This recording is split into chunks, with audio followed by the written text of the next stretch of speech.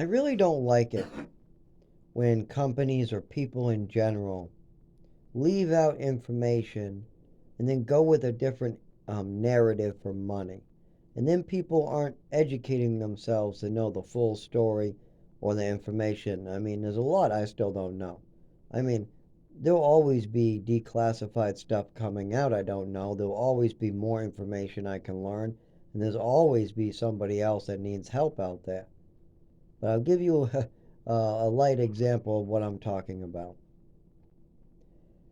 When they were trying to invent different types of pesticides, they were trying all different types of chemical compounds to make pesticides that kill bugs and rats and whatever else. One of the scientists accidentally tasted what he was working on. Okay, he tasted this chemical in the laboratory out of a beaker, with and it hit him. This tastes sweet. Okay, no big deal. You just tasted a pesticide. You don't need to be worried about the 20, 40-year side effects of that pesticide, right? No? Okay. What did this guy think?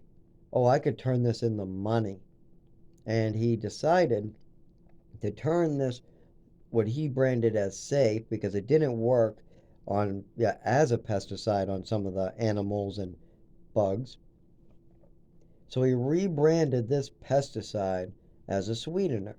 And still to this day, we can buy that sweetener. I'm not going to tell you which artificial sweetener. You can look it up yourself. It will help you to know how all of them were invented.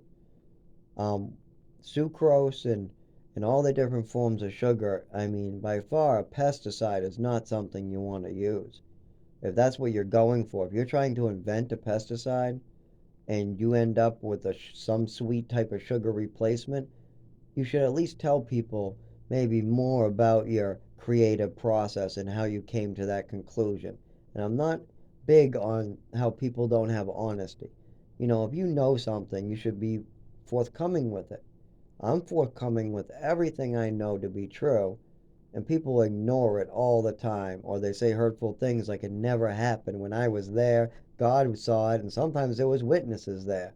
And that's the worst part, is that these things happen and people just want to avoid it, even if it's in front of them. I've seen it in the homeless communities. I've seen it in life, and you can't really do that. I mean, especially like some of the more evil intent and why people do it for a profit or for hurting somebody or stealing from them. You should see some of the evil things I've seen done.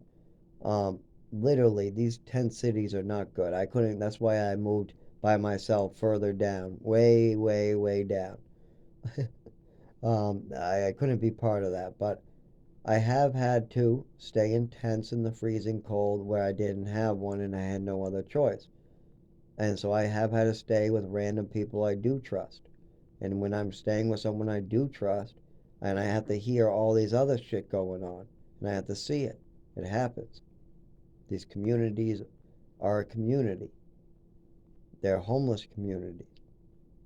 But anyways, I digress, and I think this one is good here. I still got to do a bigger part on part 4 of the next video.